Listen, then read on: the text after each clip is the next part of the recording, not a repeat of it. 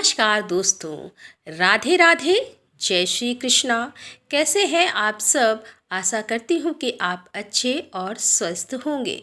दोस्तों, आप सभी भक्तजनों पर श्री हरि विष्णु और राधा रानी की कृपा बनी रहे और आपकी सभी मनोकामनाएं पूरी हों। दोस्तों, आज हम श्रवण करने वाले हैं कार्तिक मास महात्म्य की कथा का अध्याय 3 व 4। तो चलिए इस कथा को प्रारंभ करते हैं। सत्यभामा ने कहा कि हे प्रभु, आप तो सभी काल में व्यापक हैं और सभी काल आपके आगे एक समान है। फिर यह कार्तिक मास ही सभी मासों में श्रेष्ठ क्यों है? आप सब तिथियों में एकादशी और सभी मासों में कार्तिक मास को ही अपना प्रिय क्यों कहते हैं? इसका कारण बताइए। तब भगवान श्री कृष्ण ने कहा कि हे भाविनी, तुमने बहुत अच्छा प्रश्न किया है। मैं तुम्हें इसका उत्तर देता हूँ, इसे ध्यानपूर्वक सुनो। इसी प्रकार एक बार महाराज बेन के पुत्र राजा पृथु ने प्रश्न के उत्तर में देवर्षि नारद से प्रश्न किया था और जिसका उत्तर देते हुए नारद जी ने उसे कार्तिक मास की महिमा बताते हुए कहा कि हे राजन, एक समय शंख नाम का एक राक्षस बहुत बलवान एवं अत्याचारी हो गया था।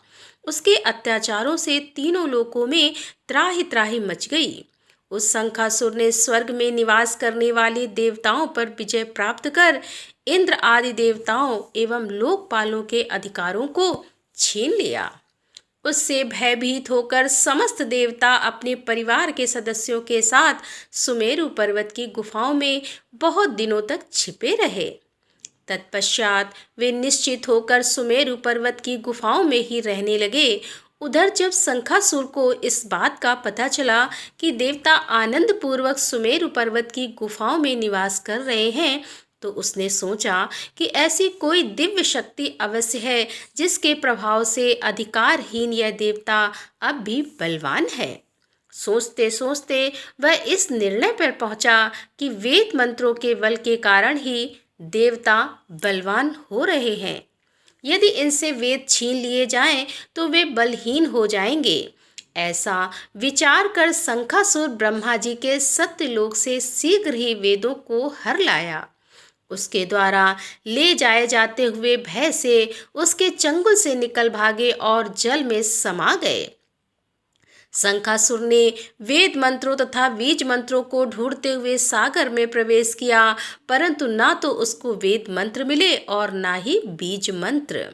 जब शंखासुर सागर से निराश होकर वापस लौटा तो उस समय ब्रह्मा जी पूजा की सामग्री लेकर सभी देवताओं के साथ भगवान विष्णु की शरण में पहुँचे और भगवान को गहरी निद्रा से जगाने के लिए गाने बजाने लगे और धूप गंध आदि से बारंबार उनका पूजन करने लगे और धूप दीप नवेद आदि अर्पित किए जाने पर भगवान की निद्रा टूटी और वह देवताओं सहित ब्रह्मा जी को अपना पूजन करते हुए देखकर बहुत प्रसन्न हुए तथा कहने लगे कि मैं आप लोगों के इस कीर्तन एवं मंगलाचरण से बहुत प्रसन्न हूँ। आप अपना अभिष्ट वरदान मांगिए, मैं अवश्य प्रदान करूँगा। जो मनुष्य आश्विन शुक्ल की एकादशी से देवोत्थान एकादशी तक ब्रह्म मुहूर्त में उठकर मेरी पूजा करेंगे, उन्हें तुम्हारी ही भांति मेरे प्रसन्न होने के कारण सुख की प्राप्ति होगी। आप लोग जो पाद अर्घ आचमन और जल आदि सामग्री मेरे लिए लाए हैं, वे अनंत गुणों वाली होकर आपका कल्याण करेगी। शंखासुर द्वारा हरे गए संपूर्ण वेद जल में स्थित है।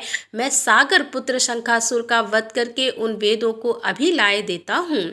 आज से मंत्र बीज और वेदों सहित मैं प्रतिवर्ष कार्तिक मास में जल में विश्राम करूँगा।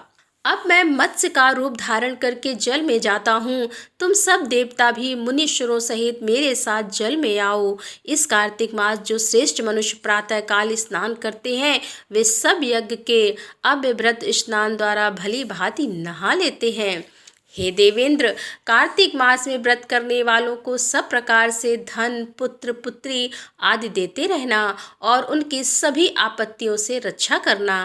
हे धनपति कुबेर, मेरी आज्ञा के अनुसार तुम उनके धन धान्य की वृद्धि करना, क्योंकि इस प्रकार का आचरण करने वाला मनुष्य मेरा रूप धारण करके जीवन मुक्त हो जाता है। जो मनुष्य जन्म से लेकर मृत्यु पर्यंत विधि पूर्वक इस उत्तम व्रत को करता है, वह आप लोगों का भी पूजनीय है। कार्तिक शुक्ल पक्ष की एकादशी तिथि को तुम लोगों ने मुझे जगाया है, इसीलिए यह तिथि मेरे लिए अत्यंत प्रीतिदायिनी और माननीय है।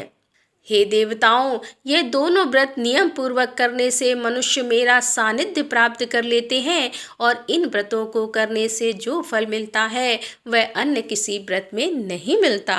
अतः प्रत्येक मनुष्य को सुखी और निरोग रहने के लिए कार्तिक महात्म्य और एकादशी की कथा सुनते हुए उपयुक्त नियमों का पालन करना चाहिए।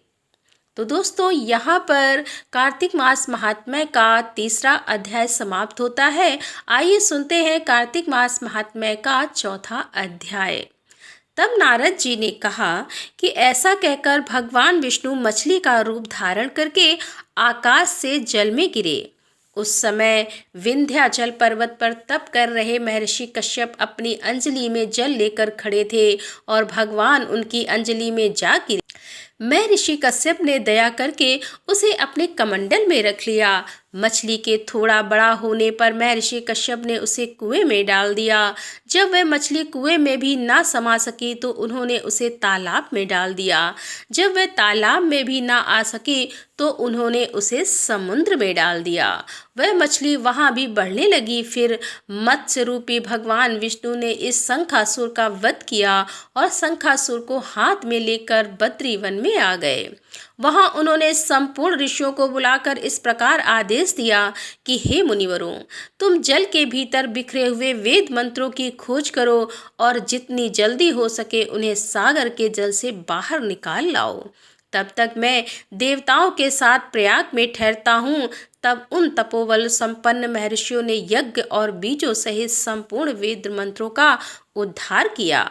उनमें से जितने मंत्र जिस ऋषि ने उपलब्ध किए थे, वहीं उन बीज मंत्रों का उस दिन से ऋषि माना जाने लगा।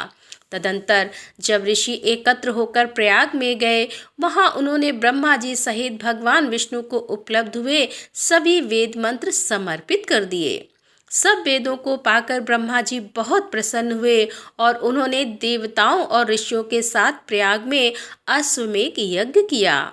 यज्ञ समाप्त होने पर सब देवताओं ने भगवान से निवेदन किया कि हे देवादिदेव जगन्नाथ, इस स्थान पर ब्रह्मा जी ने खोए हुए वेदों को पुनः प्राप्त किया है और यहाँ हमने भी आपके प्रसाद से यज्ञ भोग पाए हैं। अतः यह स्थान पृथ्वी पर सबसे श्रेष्ठ पुण्य की वृद्धि करने वाला एवं भोग तथा मोक्ष प्रदान करने वाला है। साथ ही यह समय भी महापुण्यमय और ब्रह्मघाती तथा महापापियों को भी शुद्धि करने वाला हो तथा तय स्थान यहाँ दिए हुए दान को अच्छे बना देने वाला भी हो, यह वर दीजिए। तब भगवान विष्णु बोले कि हे देवताओं, तुमने जो कुछ कहा है वह मुझे स्वीकार है। तुम्हारी इच्छा पूर्ण हो।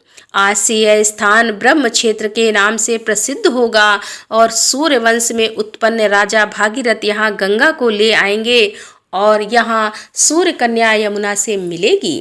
ब्रह्मा जी और तुम सब देवता मेरे साथ यहाँ निवास करो। आज से यह तीर्थराज के नाम से विख्यात होगा। तीर्थराज के दर्शन से तत्काल सब पाप नष्ट हो जाएंगे। जब सूर्य मकर राशि में स्थित होंगे उस समय यहाँ स्नान करने वाले मनुष्यों के सब पापों का यह तीर्थ नाश करेगा। यह काल भी मनुष्यों के लिए सदा महान पुण्य फल देने वाला है। माघ में सूर्य के मकर राशि में स्थित होने पर यहाँ स्नान करने से सालोक्य आदि फल प्राप्त होंगे। और देवादिदेव भगवान विष्णु देवताओं से ऐसा कहकर ब्रह्मा जी के साथ वहीं अंतर ध्यान हो गए। तत्पश्चात इंद्रादि देवता भी अपने अंश से प्रयाग में रहते हुए वहां से अंतर ध्यान हो गए। जो मनुष्य कार्तिक में तुलसी जी की जड़ के समीप श्री हरि का पूजन करता है वह इस लोक में संपूर्ण भोगों का उपभोग करके अंत में बैकुंठ धाम को जाता है। तो दोस्तों यहाँ पर कार्तिक मास महात्म्य का चौथा अध्याय का समापन करते हुए आगे की कथा लेकर हम आपके सामने फिर उपस्थित होंगे। तब तक के लिए राधे राधे, जय श्री कृष्णा, हर हर महादेव, जय भोलेनाथ की।